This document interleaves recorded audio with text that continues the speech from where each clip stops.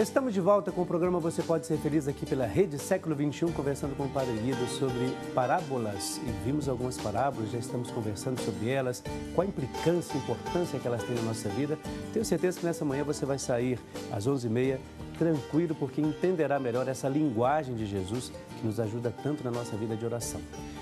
Nós temos aqui os nossos pedidos de oração, como, por exemplo, a Suzana Hilário Carneiro, ela é de São João del Rei, em Minas Gerais, pede oração por Vitor Hilário, por uma cirurgia, por toda a sua família. Maria Cavalcante da Silva, ela é de Lusiana, lá no Paraná, pede oração pelo matrimônio dela mesma, de Maria Cavalcante e Joaquim da Silva, pede também pela conversão, pela sua conversão, e pede pelos seus filhos, Aparecido, Marcos, Éder, Edna, Vanderlei e Simone. Tânia Maria de Souza da Silva, de Campinas, no interior de São Paulo, pede oração pela minha saúde, uma recuperação de uma cirurgia de varizes, pede também pela sua família e manda um grande abraço para mim, para todos nós aqui, diz ao Padre Guido, que está gostando muito do tema do nosso programa. Muito obrigado, viu? Aparecida de Lourdes Cavalini, ela é de Campinas, no interior de São Paulo, pede oração por ela mesma, pela sua saúde, pela cura e libertação do ocultismo, pede proteção no lar e por um processo na justiça e pelos seus filhos Tiago e Mateus. Vou ler também algumas intenções aqui que chegaram pelo WhatsApp, que, por exemplo, a Janaína, isso mesmo, de Ipubi, lá em Pernambuco. Gostaria de pedir pela minha família para que rezem pela saúde da minha tia e dos meus avós.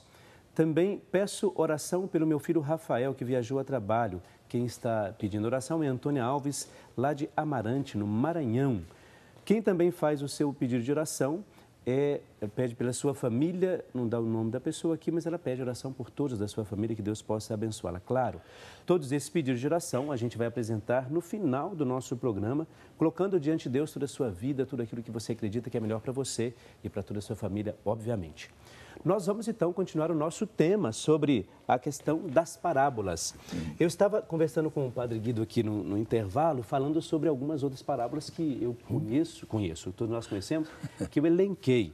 E uma dessas parábolas, que eu acho assim, que às vezes as pessoas têm dificuldade, Padre Guido, de entender, quem quiser até procurar lá, Lucas 16, capítulo 16, versículo de 1 até, é grande a parábola, mas ela diz assim: aquele homem que era o administrador desonesto, chamado o infiel. Como é que a gente pode entender essa parábola hoje? Olha, gente, uma parábola que merece ser lembrada. Você poderia ler 2, 3 versículos para assim, as pessoas entenderem logo. Jesus disse também aos seus discípulos: Sim. Havia um homem rico que tinha um administrador. Este lhe foi denunciado de ter dissipado os seus bens. Ele chamou o administrador e lhe disse: que é que ouço dizer de ti?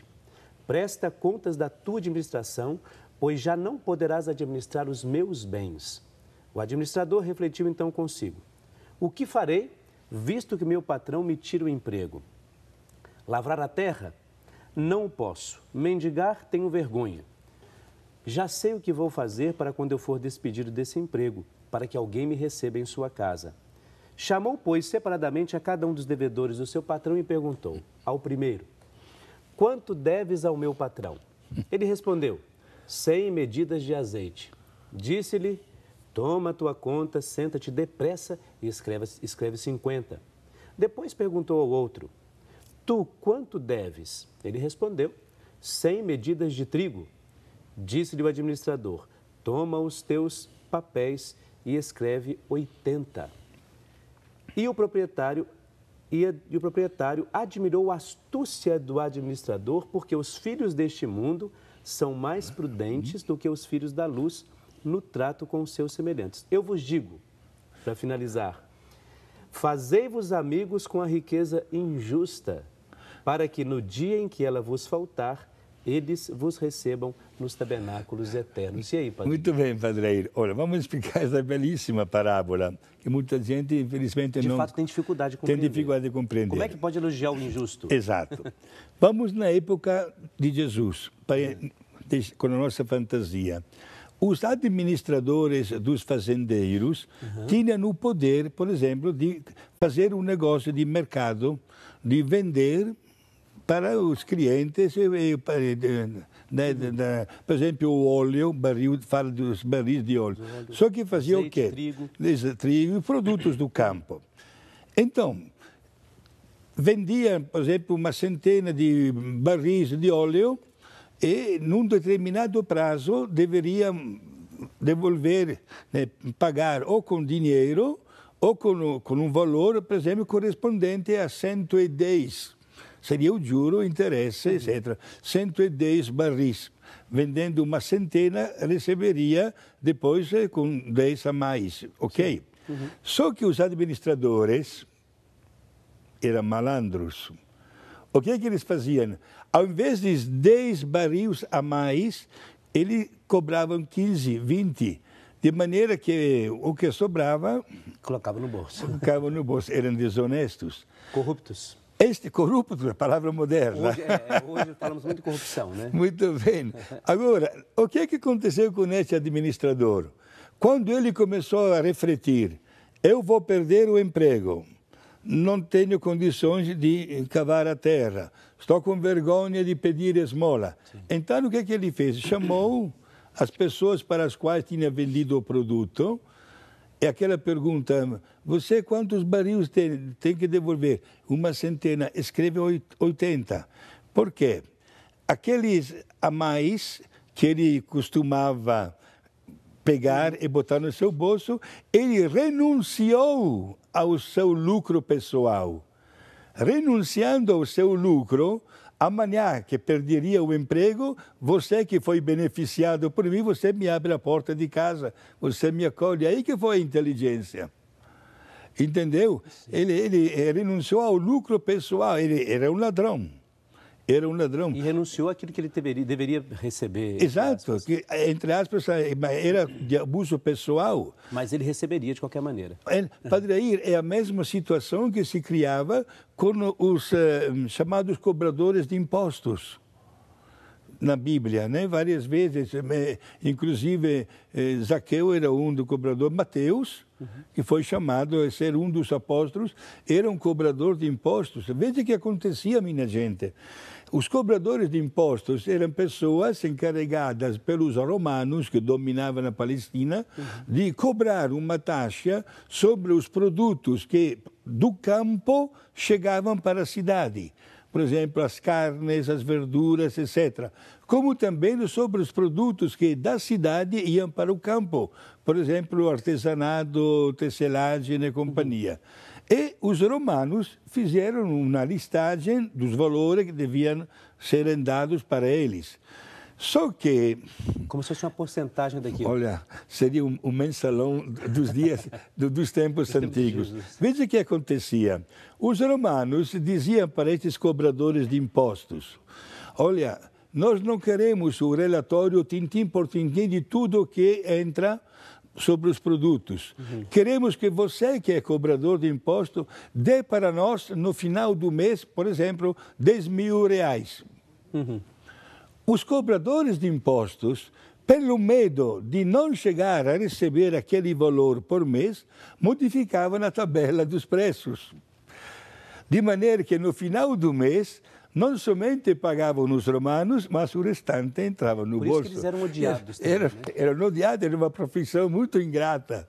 Agora, o administrador foi elogiado pelo fazendeiro porque notou que o administrador renunciou a este roubo, esta riqueza pessoal, para ganhar o amigo. É por isso que quando a gente tem, as pessoas têm essa dúvida, porque em algumas traduções escreve-se os filhos das trevas são mais espertos do que os filhos da luz. Sim, essa é uma expressão de Jesus esta aqui.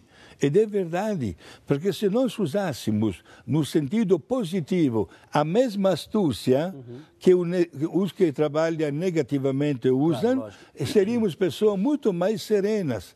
Isso é verdade. Não elogiou a injustiça, mas elogiou a maneira, exato, que ele fez aquilo. Agora, uma dúvida que às vezes surge é assim. A questão da parábola, quando Jesus comenta e fala da parábola com as pessoas, conta as histórias, digamos, nesse caso, não é pelo fato de que as pessoas não conseguiriam compreender de outra maneira. Jesus não está, assim, subestimando as pessoas, não. Não. Porque, elas não podem entender de um jeito, eu vou falar mais simples. Não, é uma metodologia da literatura da época de Jesus. Só Jesus usava essa Não, absolutamente. Nós temos na história, temos já a literatura mitológica, que usa exatamente os exemplos, até fazendo falar os animais, por exemplo, né?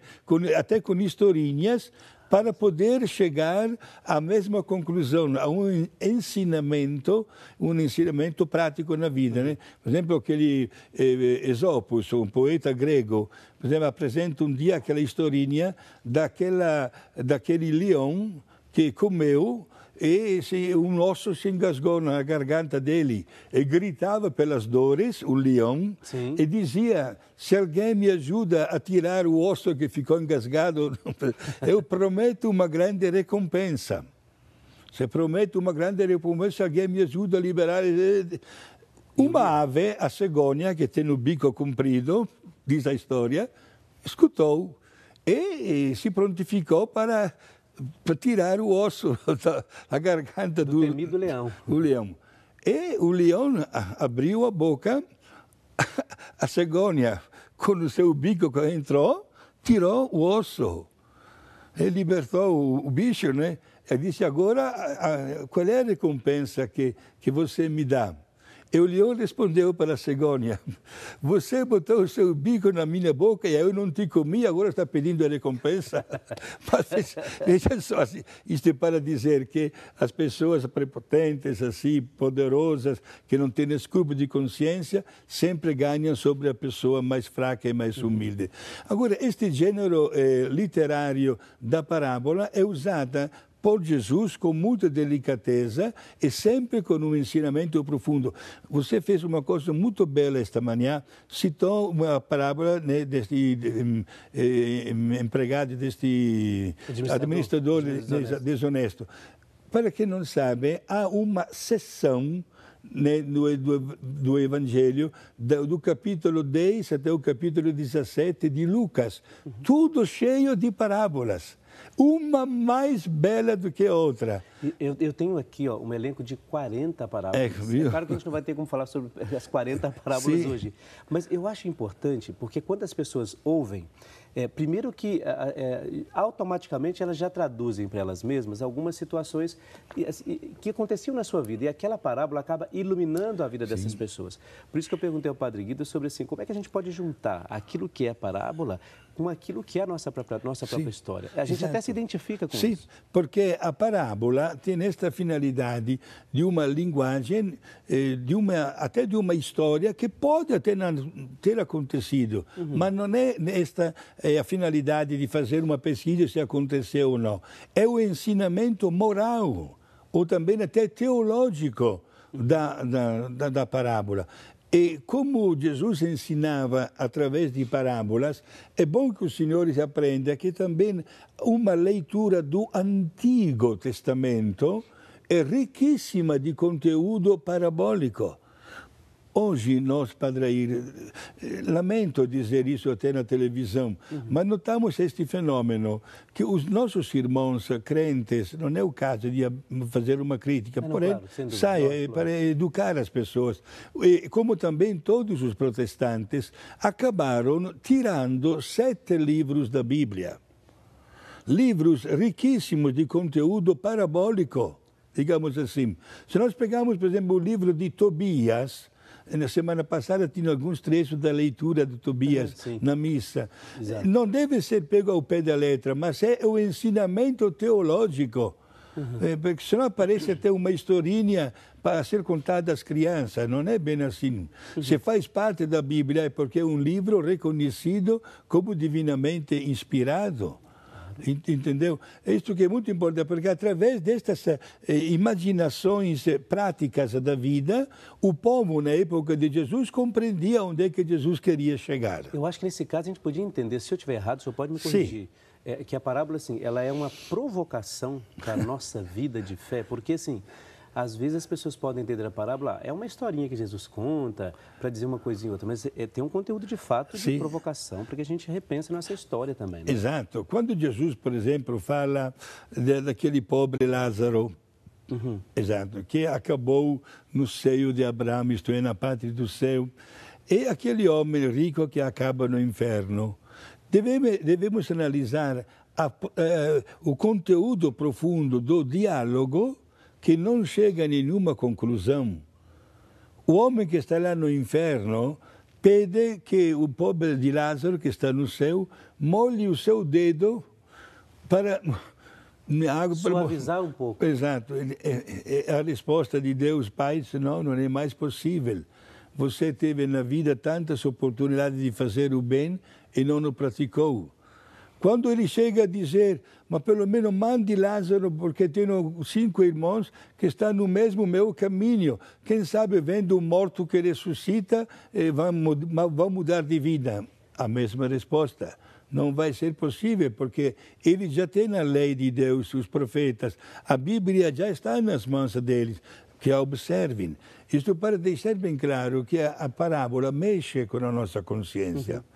Porque, meus irmãos, Jesus quer única e exclusivamente o nosso bem. Por isso, a riqueza, você falou, tem 40 parábolas, e quem sabe quantas ainda Jesus contou, né? Tantas delas que terminam com um final feliz, né? Aquela mulher que varre, a moeda perdida. A procura exatamente da moeda perdida, né? A outra do bom pastor, né? Que volta com a ovelha, poderia ter dado um pontapé, desculpa a expressão, não, claro, só porque perdeu até o descanso noturno, coitado, né? E pelo contrário faz aquela festa. Jesus quer mostrar a metodologia de Deus, que de todas as maneiras nos quer bem contentes, bem realizados e salvos. E, naturalmente, exato, mesmo respeitando a nossa liberdade, a parábola nos dá uma alerta quando isso não acontece. Agora, assim, a gente vê que são tantas, né, como o senhor disse, tantas parábolas, né? Sim. Fora aquelas que certamente não se foi anotada ou pensada. Existe alguma, eu diria assim, alguma temática dentro das parábolas, por exemplo, que Jesus tenha gostado mais de falar sobre elas? Sim. Ou todas têm o mesmo fio condutor? Não. Repito, é uma mais linda do que a outra. Agora, a imagem, por exemplo, do bom pastor que dá a vida para as suas ovelhas é marcante. Até o ponto que os 4 evangelistas falam, digamos assim, desta expressão que Jesus usou, eu sou o bom pastor. E coloca a diferença com o mercenário que trabalha com tempo limitado, coloca o pormenor de ir à procura da ovelha perdida, coloca o pormenor belíssimo que as ovelhas conhecem a sua voz e que ele sai na frente e as ovelhas acompanham porque sabem que ele vai, sabem no instinto animal que o pastor que tem todo o interesse que os animais se alimentem bem. Tanta coisa bonita numa parábola. Exato, e que conta uma por uma, preocupando-se quando falta uma ovelha. São belíssimas estas imagens. Repito, como falamos no outro bloco, né, que até a piedade religiosa mostra Jesus com a ovelhinha nos ombros, né? Exato. Esta é uma das belíssimas imagens de Jesus. Inclusive, tem inúmeras paróquias, também aqui no Brasil, dedicadas a Jesus, bom pastor. Bom pastor, de fato. Bom pastor. Esta aqui talvez seja uma das mais conhecidas, certo? E mais prática, porque dá de mostrar o grandíssimo amor e o relacionamento que existe entre pastor e ovelhas com o seu pastor. Eu acho, inclusive, Padre Guido, nós temos isso, não temos um VT sobre isso, não temos? Sobre Jesus falando sobre essa... Mas vamos ver então esse VT, Jesus e o bom pastor. Olha, sim, que é característico mesmo. Exato. Ele destaque entre tantas. Vamos ver. Em verdade, eu digo a vocês, quem não entra pela porta, no aprisco das ovelhas, mas sobe por outra parte, é ladrão e salteador. Mas aquele que entra pela porta é o pastor das ovelhas. A este o porteiro abre, e as ovelhas ouvem a sua voz. Ele chama todas as ovelhas pelo nome e as conduz à pastagem. Depois de conduzir todas as ovelhas para fora, vai adiante delas, e elas o seguem, pois conhecem a sua voz. Mas não conhecem a voz dos estranhos. Antes fogem deles, pois as ovelhas não conhecem a voz de estranhos. Em verdade, eu digo a vocês, eu sou a porta das ovelhas. Todos aqueles que vieram antes de mim foram ladrões e salteadores, mas a estes as ovelhas não ouviram. Eu sou a porta. Todo aquele que entrar por mim será salvo.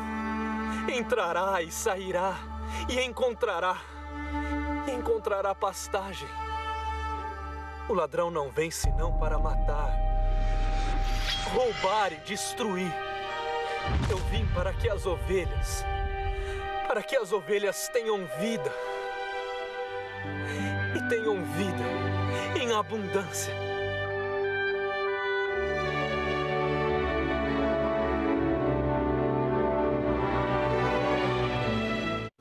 Olha só, como a gente estava comentando aqui, essa parábola, essa apresentação de Jesus como o bom pastor, numa parábola só, ela tem tantas coisas importantes que a gente poderia ficar aqui a manhã toda falando sobre isso, pegando detalhes de cada uma desta parábola que Jesus apresenta.